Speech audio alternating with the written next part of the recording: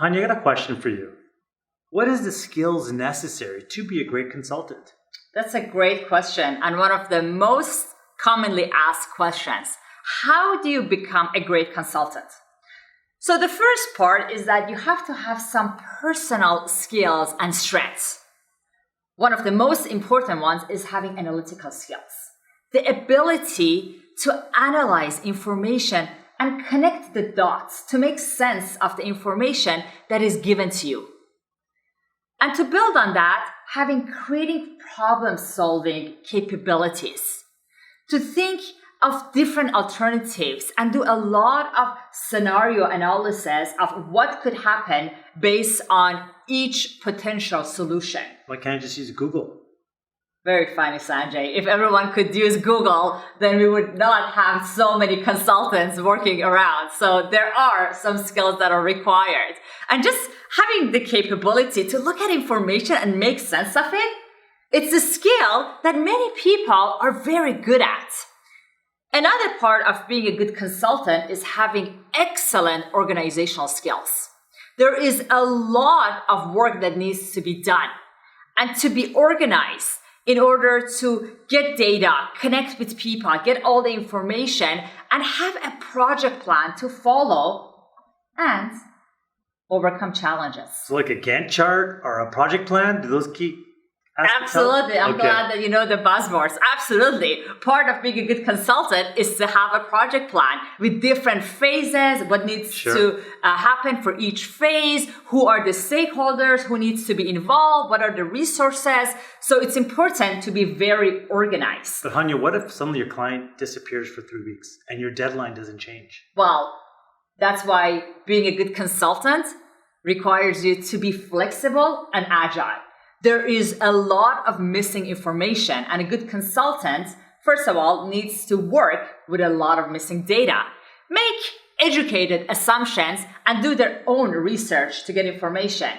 But also, it's managing your clients because they may disappear, sometimes just because this is not a priority for them, and sometimes because they're just busy. Sure. So it's important for a good consultant to do that, and I think that's something that's also important, to make those connections and work with people. Yeah, which is the soft skills. To build off what Hanya says is the personal, but then the soft skills. Team collaboration, communication, focused on projects. A lot of the times, we're all exploring ideas, and when someone suggests something, there's no but. In this case, your soft skills, yes, and. You build off all the ideas, all the brainstorming, all the whiteboard sessions into a team component, so you are feeling like you're practicing those communication, the strengths that stand out. Because in the end, you get all those great skills, but if you're not working as a team or functioning well as a team, you will have challenges, right? It's also around, selling skills. So you may be presenting to your client your idea or where you're thinking, where you're going. There is a component of convincing and persuasion. And so taking the credibility, building it based on data, communicate it with confident success could allow you to proceed with even a better position. No, for sure. And there's a lot of tough decisions that people have to make, Sanjay. And, in your opinion, what is one of the biggest challenges that people face when they're working as a group in a consulting project? Oh, in the end, what's your next step? What's your next step? Do we actually believe this is a good direction we're going? In the end, the biggest is the solution. Do we agree on what we think the solution and what research do we need to do to support that solution? And that's what we like to do, hypothesis and ideas and alternatives before we get to solution. Now, one last part I would like to kind of cover around being a great consultant is just your skill to listen, to understand, to absorb, right? It's not because you're quiet, you're listening. You're actually absorbing and really reflecting on what's being said. But reflecting that allows you to subsequently ask even better, stronger questions.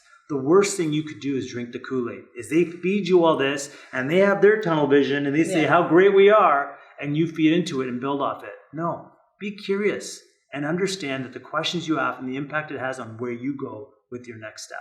No, for sure. And it's a challenge to go back to a client and ask questions or challenge their assumptions. So you need to be really strong in your communication with them.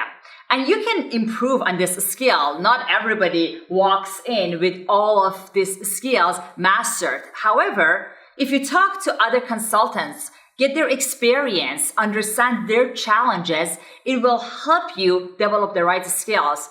And as you always say, finding a mentor. No matter what you're doing in your career, having a mentor is essential in your growth because you can always go to them, ask questions, get input. Great sounding board. Absolutely. And validate your thoughts. And you have to constantly educate yourself, not just on the topic or on the issue that you are working on, but just what's out there, what else is happening. Because in a consulting project, things are constantly moving. And the more you do it, the better you become.